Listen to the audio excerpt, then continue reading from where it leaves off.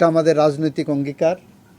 আপনারা জানেন তত্ত্বাবধায়ক সরকার এটা বিএনপির আন্দোলনের ফসল। বাংলাদেশে গণতন্ত্র উত্তরণের জন্য অন্তর্বর্তী সরকারের বিকল্প কিছু নাই। সংবিধানের পঞ্চদশ সংশোধনীর মাধ্যমে বেশ কিছু সংশোধনী আনা হয়েছিল, যে সংশোধনীগুলো বাংলাদেশের গণতন্ত্রের কবর রচনা করা হয়েছিল, যে সংশোধনীগুলোর মাধ্যমে বাংলাদেশে ফ্যাসিস্টের চিরস্থায়ী বন্দোবস্ত দেওয়ার জন্য প্রক্রিয়া আনা হয়েছিল, যেগুলো নিয়ে আমরা বলেছিলাম এটা ultra vires to the constitution.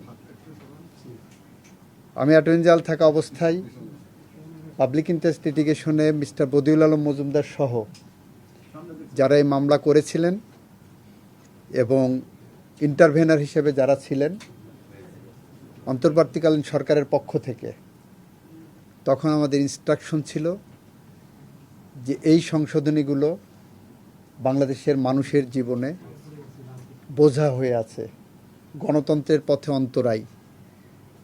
বাংলাদেশে গণতন্ত্র উত্তরণের জন্য অন্তর্বর্তীকালীন সরকার অবশ্যম্ভাবী, অন্তর্বর্তী সরকারের বিকল্প কিছু নাই।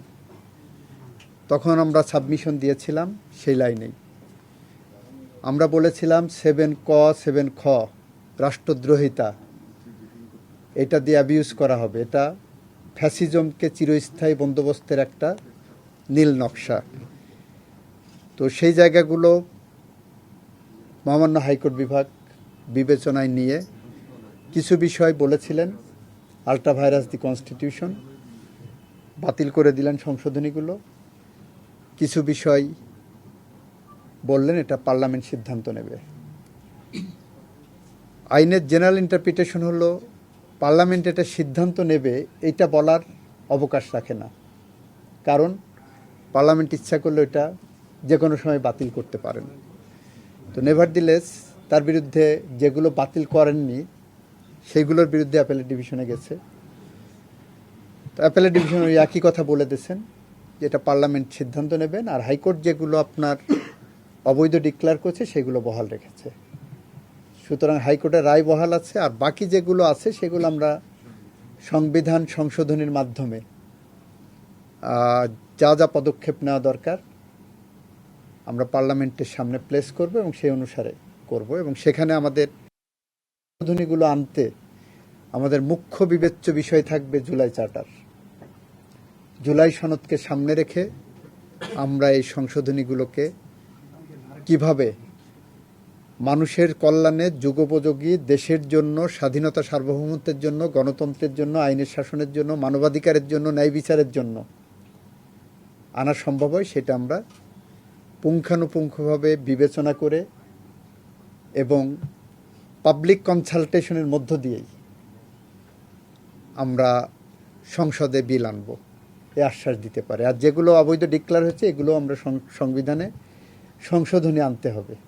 দ্বিতীয় প্রশ্ন, মানে বর্তমান গণতান্ত্রিক সরকার ক্ষমতায় আছে, যে জাতীয় সংসদ ইলেকশন হবে সেই ইলেকশন কি তত্ত্বাবধায়ক সরকারের অধীনে হবে, এটা কি আপনি নিশ্চিত করে বলতে পারছেন কিনা?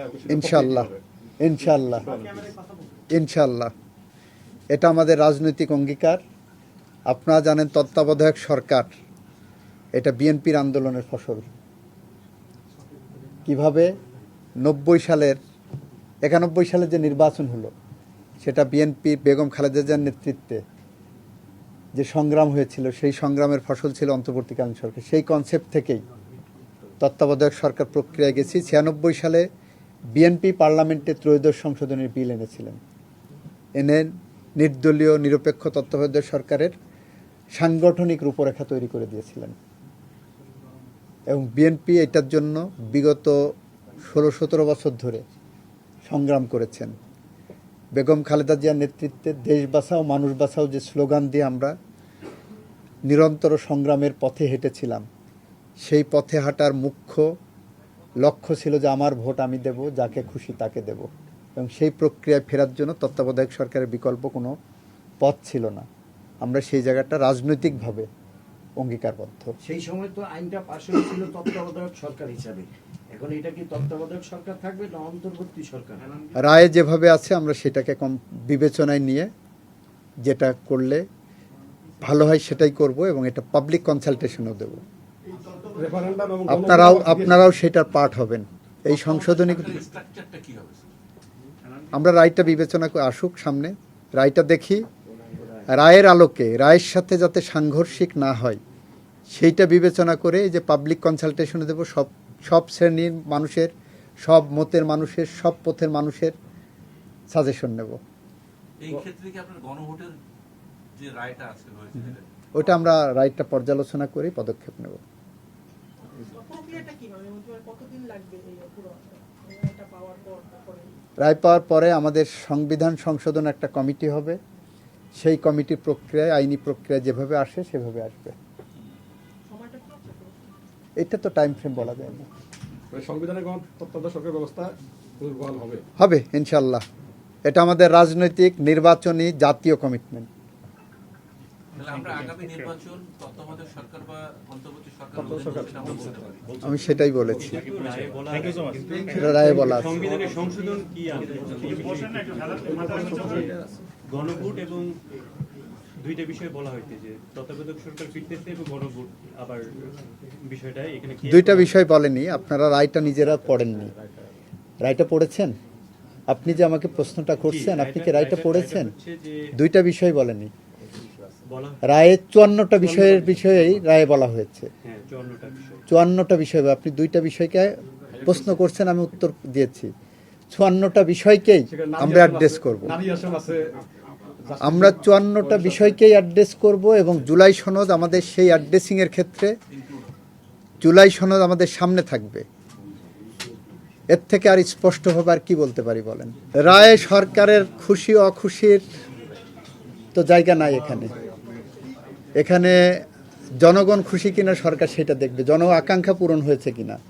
আমি মনে করি 4টা গুরুত্বপূর্ণ ইস্যুতে জন আকাঙ্ক্ষা পূরণ হয়েছে নিশ্চয়ই।